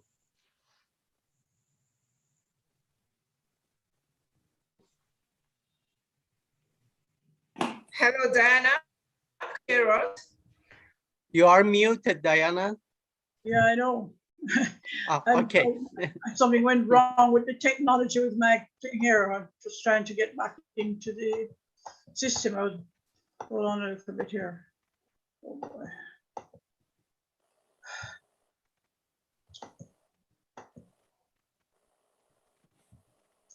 Oh, just give me 1 minute. Okay. All right, sorry about that. I was trying to sort out a few things here to share, but kind of got mixed up. Never mind. I just wanted to say what a pleasure it is to be in this forum because, the African roots are part of our culture in the Caribbean, and we relate very well to Africa. I've been to South Africa, and I know how wonderful it is, and the people there. And we want to get closer. We had set up an Africa community tourism network. But I wanted to start off by just saying, without technology, we would not be in business at all. We have had to, from a long time, depend on it. And we'd like to thank the IBT and RISA for their support because, we have a situation which people don't believe when I say to them that with COVID, we have got more business and more attention, not only within the Caribbean, but outside the Caribbean for our community tourism program, which we have branded as the Villages as Businesses program. And our diaspora has come on board. And, Jamaicans are everywhere and Caribbean people are everywhere. And they want to come closer to helping communities in the Caribbean. So one group from UK, Making Connections Work, went and branded us community economic tourism to show that they want to help the economy of the communities. So this is very positive for us. We also have the, which I'm going to show you shortly, the outline, the Community Tourism Entrepreneurship Hospitality Training Program, which we've had for some years in the Caribbean, but we now have it certified by the University of the West Indies Open Campus. And we got sponsorship from the US Embassy to train 130 people this year, which would include the COVID protocols and also security. Now, the challenge we had was that the communities that we had identified initially before for the training, when it was face-to-face training, unfortunately, many of them couldn't get to do the technology side of it because they had no internet, or they didn't have a computer, whatever, many different reasons. And we had to organize a few churches to come and help us. But even with that, we could not do the 130. We ended up with only 55. So we decided we will do it again, and we won't charge, so that the others who missed out can get the training. And then we have now an interest from the Caribbean, different communities. They want to have the training, the virtual training. So we're in the process of putting together how much it would cost so that they can get the sponsorship and we can give them support. The other interest we have is from overseas visitors who have an interest in having study tours with the training included, especially from universities and colleges. And that is something that we will work on. We have also created the ComFund, Community Tourism Fund, which is diaspora-led with an interim board and registered already in the United States. And we're now working out the financial institution to work along with us. And what the ComFund is, it's about investment funding, having people invest for community projects.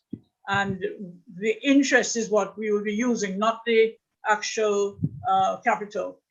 Even IDB said when we have it ready, you must send it to them, because it is something that will help community projects for low interest funding as well as for grant funding.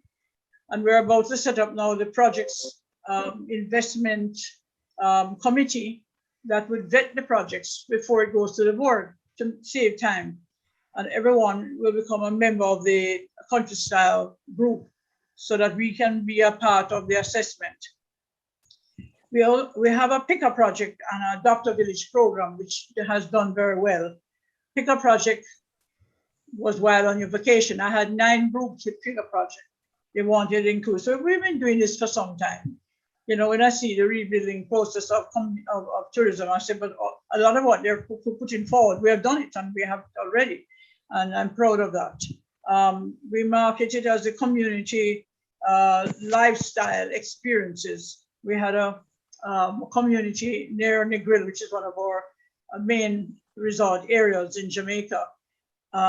We wanted to have a lifestyle experience, not traditional approach.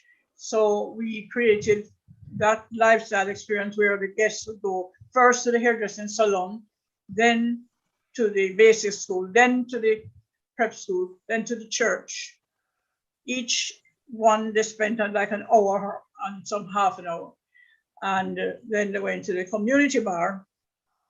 We have a little joke in Jamaica that we have 2 spirits side by side. We have the church spirit and we have the bar spirit, because we have the most churches per square mile anywhere else in the world. And we have the most bars next to Ireland. Ireland has beaten us in that way, but that's where the Irish culture comes from here, of the drinking, and the bars are everywhere. And that's why we're having a COVID problem, because all the bars want to have party. They party every day, they have party every day. And so the COVID is not improved as a result of that. We have a new partner that we're brought on board called Travel Jammy. It's an app to help us market all Caribbean products, whether it be vacations. Just 1 minute.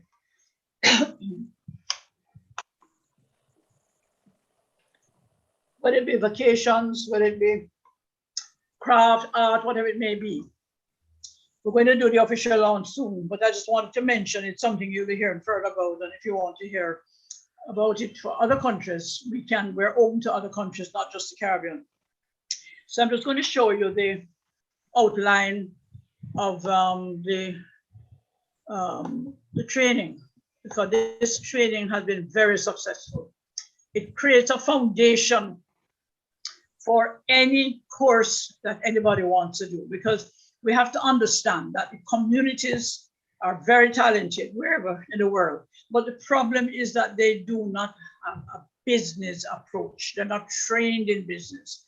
And if they don't have a business approach, then they're not able to get ahead, or they can't get sponsorship. So this here description And this course, by the way, was designed by my eldest son and has been very successful to have got the certification from the UWI Open Campus.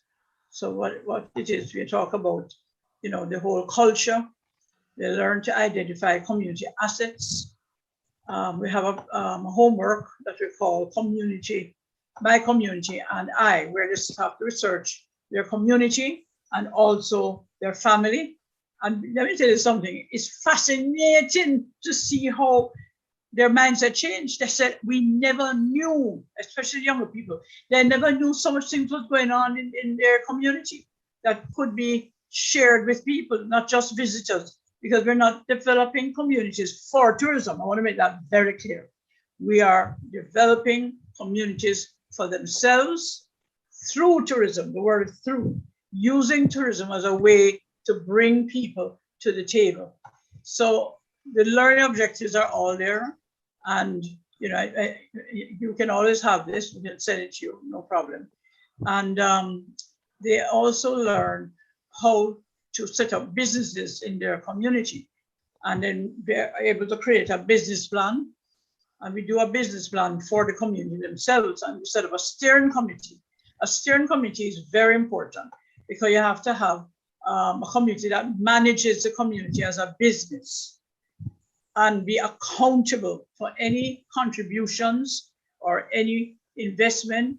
It shows that they are not sitting down waiting on government and other people to do this. They can do it themselves. It's just that they need to be trained, and that's what we're doing.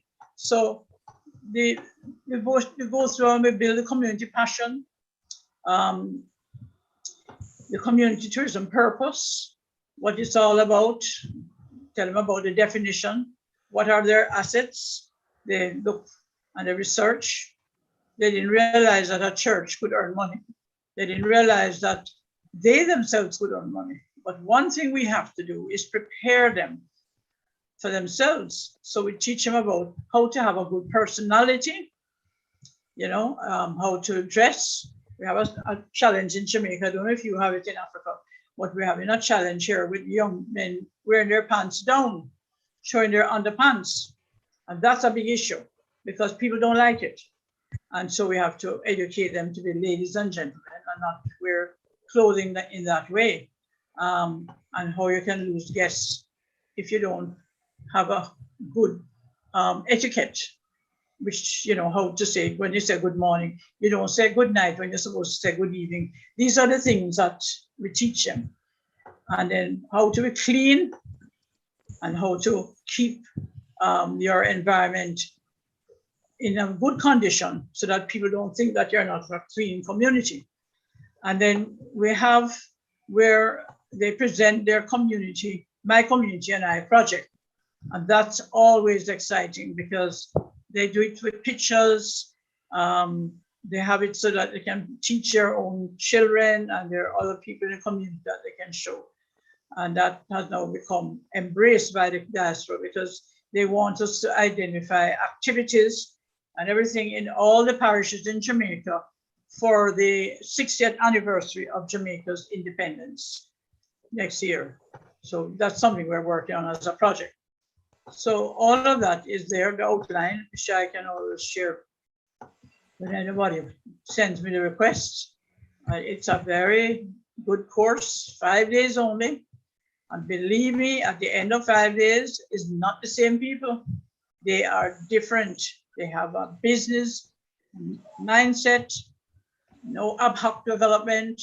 Everybody has to come together. So I have something else to show you quickly, since I got 15 minutes. Don't worry, I'm watching the time. Yes, okay. Please, Diana, we're watching the time. Yes, I'm watching the time. I just have one more. I still have to take one last presentation I'm from showing John. you. Let me see if I have it here. Yeah, I wanted to show you just a video of one of our communities that have been very successful. As a matter of fact, we had a cruise ship passengers there and they went back and showed off to the rest of the passengers that they went to a community in Jamaica for a real experience. rather than just going to the traditional attractions. Now what happened to this? It comes up.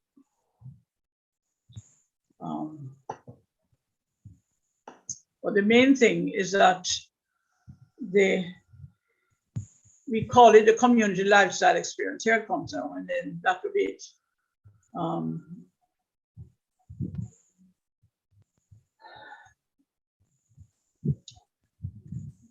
This was done by a local TV.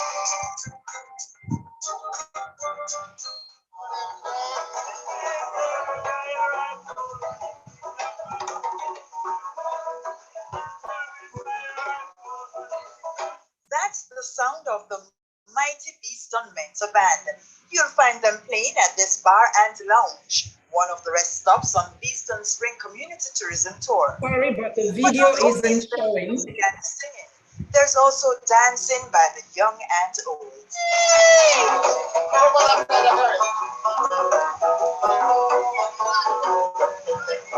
Sorry, Diana, the video isn't showing on the screen. From his legs. Mentor music is original music. Before all of the music come for, because mentor music is a fuse between the European and the African music. So we have the drum and the guitar. When they get come, they hang out, listen to the mentor music, and they get sugar cane juice, cane liquor, and they get all different things, and they purchase something. Diana, can you hear me? And they learn about the whole history and meet and greet the people and play dominoes and so forth and so on. We can't see anything. The community of Eastern Spring in Westmoreland has its own bitter history. The video isn't showing. We can only hear the audio. Yeah, Diana, we cannot see your video. So I muted you, please, and please unmute now, and then try to show your video. Thank you.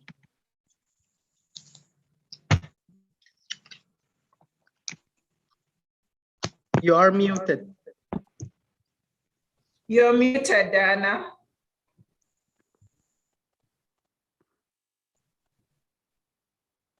Sorry, I think we need to take on John so he can come on with his presentation.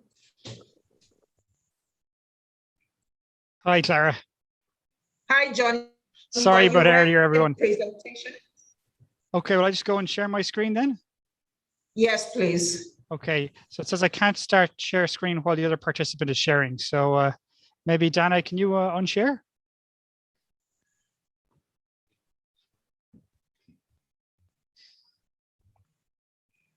So if Dana stops sharing, then I'll be able to go and share mine. Super, we're in business. Okay. So again, sorry everyone for earlier. Hopefully you can see my screen. And this was the one I was sharing earlier on. Can everyone see that so far?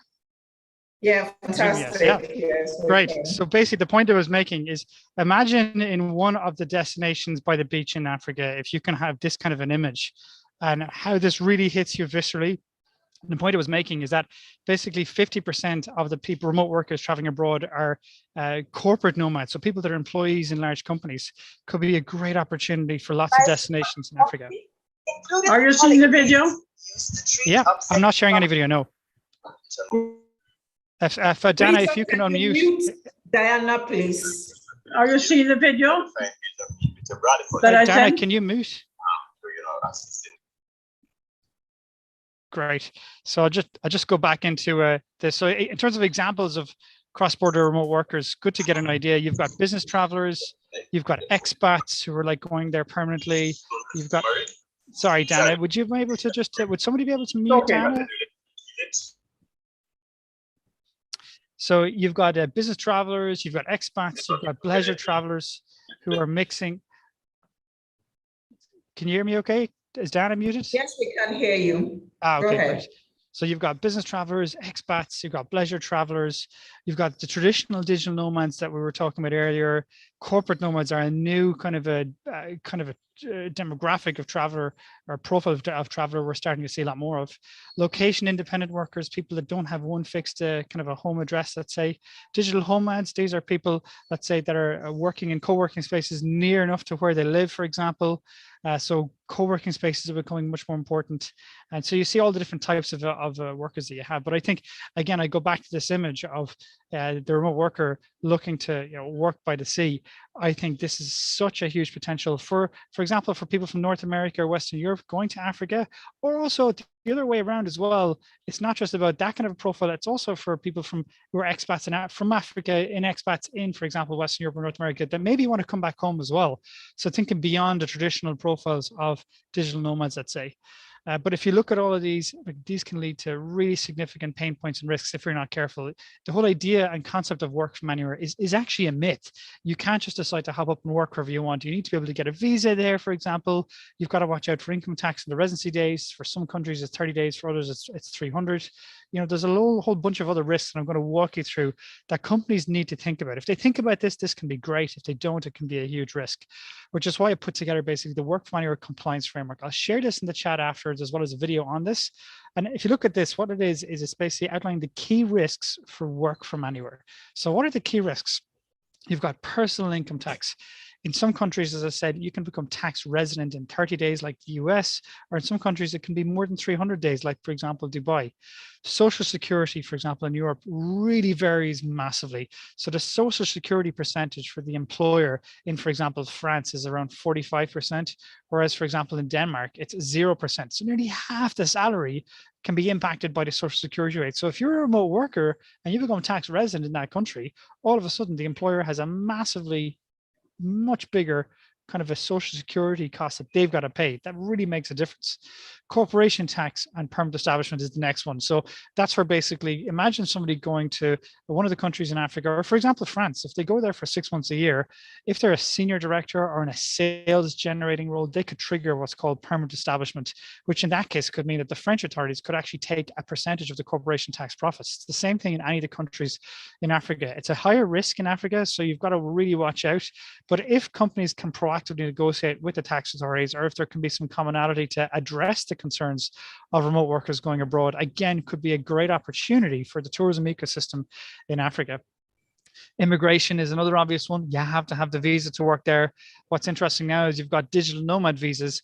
Many countries in the Caribbean, also in the likes of Europe, like Croatia and Estonia, they're starting to offer digital nomad visas where you can, as a remote worker, work there for 6 or 9 months or even more and not be taxed on local income tax, for example, or you might get some other possibilities around that, some other advantages versus a traditional leisure travel visa.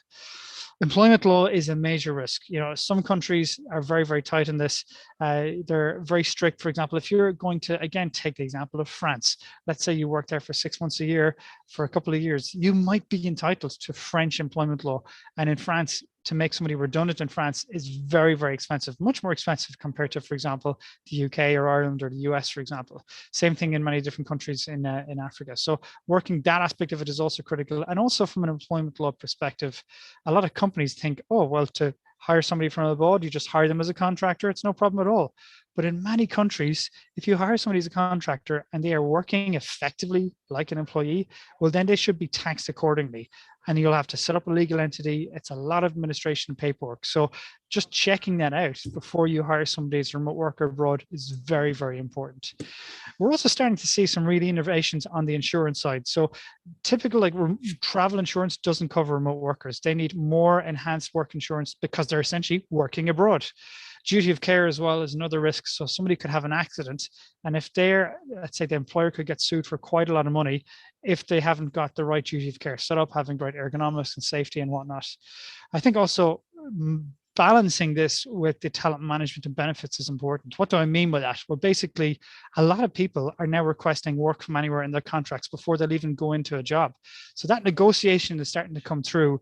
And we're starting to see, I think in the Qualtrics survey I mentioned earlier, 80% of people want work from anywhere as a key employee benefit and want the ability to work from anywhere in their next job, let's say. But you've also got another risk at the end is the data privacy and security. So what if your laptop gets stolen while you're remote working abroad? Making sure that the infrastructure and the security concerns are dealt with and thought of in advance is something that you really need to watch out for.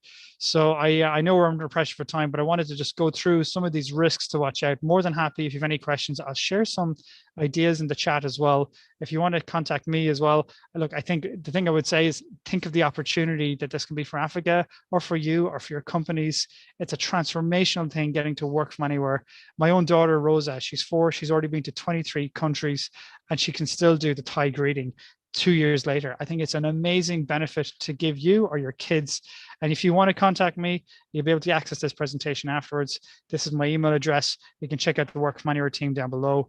And as I said, it was a pleasure. Sorry for the problems earlier on. I'll share some resources in the chat, and thank you very much for taking the time to listen to my presentation.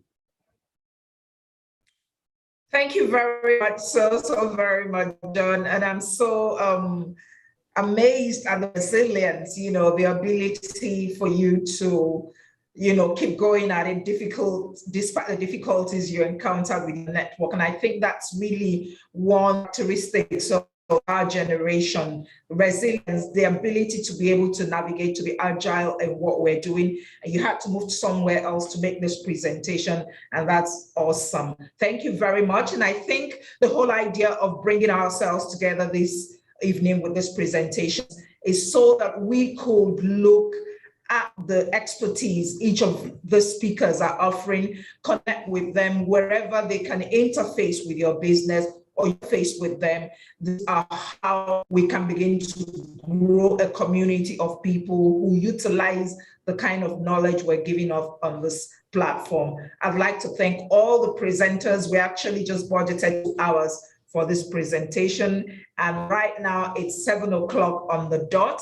I'll just like each speaker to give 1 minute. We might not be able to take the, very extended interactive session, but if anyone has, you raise up your hand and we'll direct it to the speaker who would answer that question. We'll just take about 3 minutes for this and then we can round up.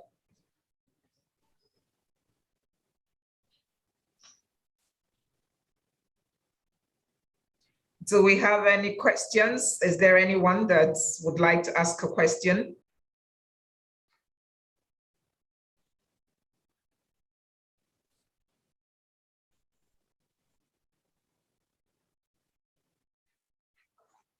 Okay, so if we don't have any questions, I'm very, very grateful for your time. It's been an extremely enlightening 2 hours for all of us. And what I'd like us to take away, that's our takeaways from this, is to understand that we're breaking down technology to put them to their business and see the resultant effects in this. We can go on the chat, connect with the speakers, they're leaving their their social media handles. You can connect with them via LinkedIn or on other social media handles, and we can take these conversations further. We're looking forward to an in-person event next year towards March. We'll keep you updated for those of you who have left your emails for us. But I'm coming to the end of this. I'd like to give a few minutes once again to Riza to address everyone before we close. Thank you so much, Clara. It was a wonderful webinar. Thank you to all the fabulous speakers. It was really interesting. I learned a lot. I didn't know much about the technology and tourism in Africa, honestly. I know much more. I know it is important. I knew that Africa is very important and interesting tourism destinations. Africa is the future. We all know. The human resources are there, the natural resources are there, the beauties are there, and the wonderful people, Sam, Clara, and the other speakers. It was really very interesting. Thank you so much. Thank you. All right, thank you, Riza. Would anyone like to, give a closing remark? Can I start with Shirley? Yeah, Clara, I just want to say thank you to everyone. I learned a lot about each person's areas. I've reached out to a few people because I think that besides the technology, it's really important to have a community of people who can help guide and also just offer themselves as resources, right? Together we do more. So it's really interesting just to build a community of people who have an interest in this area. Thank you for having me. And I look forward to the rest of the closing comments from everyone else. Thank you. Thank you very much, Shirley. And the most important of all this is if we can get the ears of people in governance so they can begin to understand that frameworks need to be built for them to integrate this into, policy. And in doing this, they can begin to enable businesses. I mean, infrastructure, for instance, in most African countries, and that's why it's a bit difficult to compete effectively, hardly even have internet, so how can you put yourself in such a disadvantaged position and still want to compete effectively globally? These are all that we'd like to bring to fore in discussions like this. And hopefully moving forward, we can discuss this further and invite people from government to attend some of this and understand the importance of all this. Can we have a word from you, John? Can I just say one thing?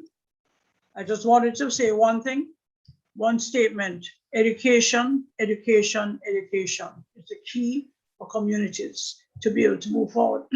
And diaspora, whether African diaspora or otherwise, they want to help, but they will not do it unless they have a business plan of the communities and a business proposal. So that's our focus for moving forward.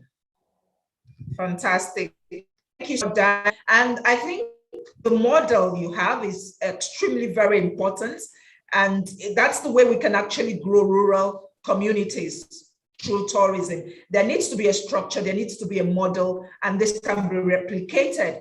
I mean, across go, and that's the whole idea of scaling ideas. It means I can take it from Jamaica, I can implant it in Liberia and get the same result out of this. I think that you would need to take that decision further. Thank you very much. So can we hear from you, John, a closing remark? Yeah, no, for me, I think there's a tremendous opportunity for Africa. One of the things I'm going to share in the chat is the Work from Anywhere webinar series we do, where we've had people, thought leaders, on talking about remote work, but also digital nomad visas, people that have worked with government to organize digital nomad visas, which could be a great opportunity for Africa. So I'll share that resource. If there's any of them I can introduce, any of the speakers to, or any people trying to do this in their country in Africa, please let me know. We've also had people from Africa on the webinar series as well. So yeah, would anything I can do to help any of the people on the on the audience, if they're interested in that particular topic, more than happy to. So thank you very much, Clara, for having me.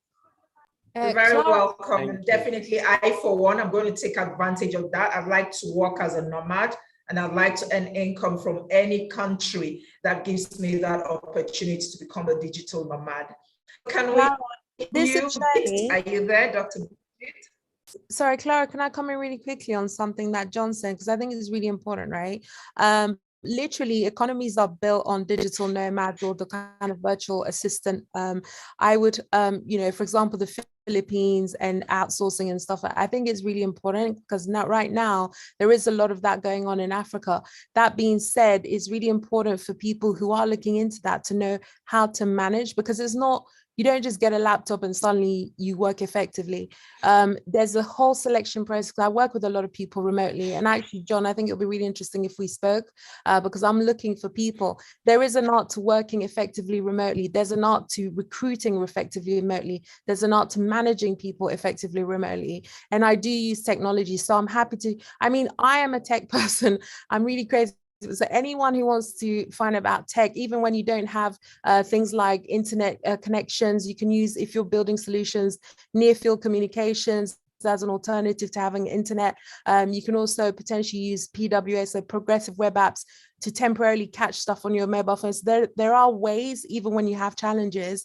So if you are looking for someone like that, reach out to Clara. She'll be able to connect to me. I kind of want to offer myself as a resource for that. So just wanted to add that. And to what Diana said, we've got to remember education is not just in the classroom, right? So this is where, as a community, if we share knowledge, we can definitely move a lot further. And it's not just about the Africa following the West. Sometimes there are amazing technologies built on the ground in Africa that the West can also learn from. I think it's all about knowledge sharing and learning from past lessons, lessons learned where we could do better. Just wanted to add that. Thank you. Thank you very much, Shirley. And Clara, if I may add this. May I add something, please, just for the closing? So the recording of this webinar will be available on our website, tourismwebinar.com, including all other webinars that we had. In fact, we had very important, interesting webinar a few days ago about the racism in tourism. It was about the Black Americans in the tourism industry. I advise you to watch that. Anyway, the biography of all the speakers today are also available on the tourism webinar. Thank you so much. Thank you, Clara, please. Thank you, Riza. So like I was saying, Shelley, the most thing is to take these conversations further and actualize and activate and actually bring something out of them meaningfully, you know, that we can begin to see things that are coming out of these conversations practically. And so if people are being empowered by the knowledge, how are they going to be able to utilize it to earn incomes, to run their businesses moving forward? We'll keep sharing information via all the touch points. People have shared their emails, their social media wealth, you know, platforms, so we can keep them updated. So I asked earlier, Bridget, if you're around, can we just have a one-liner from you to sign off? Okay, I'm not sure Bridget is there. So can we move Stephanie? Stephanie, your one-liner. Can you hear me, Clara? Just want to say goodbye. Having difficulty with the connection here by the sound of things, but it would be marvelous to get all the different perspectives and, you know, again, very insightful. There's always so much we can learn from each other. And I totally agree, being an educator and having been through all of that. And it's not just in the classroom, while I was in the university, certainly life is the best educator. And particularly if we have a network like we have just had tonight, then I think we can foster a lot more learning and sharing in the future. So thank you very much for having me tonight. Thank you. Thanks to everyone. Thank you very much, Bridget. And Stephanie, can I have a one-liner from you as a sign off? Thank you so much, Clara. This was amazing. I look forward to seeing you continue to do more of these kinds of symposiums and forums. And I look forward to the next steps. I'm excited about what tourism, especially we can do on the continent and how we can create really good experiences for people when they come back to the continent or when they arrive in the continent. So I'm excited. Thank you again so much for the opportunity, and I look forward to more. You're very much welcome. All right, so can we move over to John? I'm sorry, Arome, can we have your sign up and a one-liner from you to all of us? Okay, great. So first of all, I want to say thank you so much for this amazing summit. I learned a lot, right, from every speaker. And I'm looking forward to connecting with everyone that want to learn about this tech. I also want to say that smart technologies is not going to replace actual physical visits. It's just to augment it, right? So anytime you basically need to go there physically, right? So we're here to support any solutions that revolves around that tech, and I'm super glad to be here. Thank you so much. All right, thank you so much, Arome. Diana, yeah, we didn't hear from you, just a one-liner to sign off.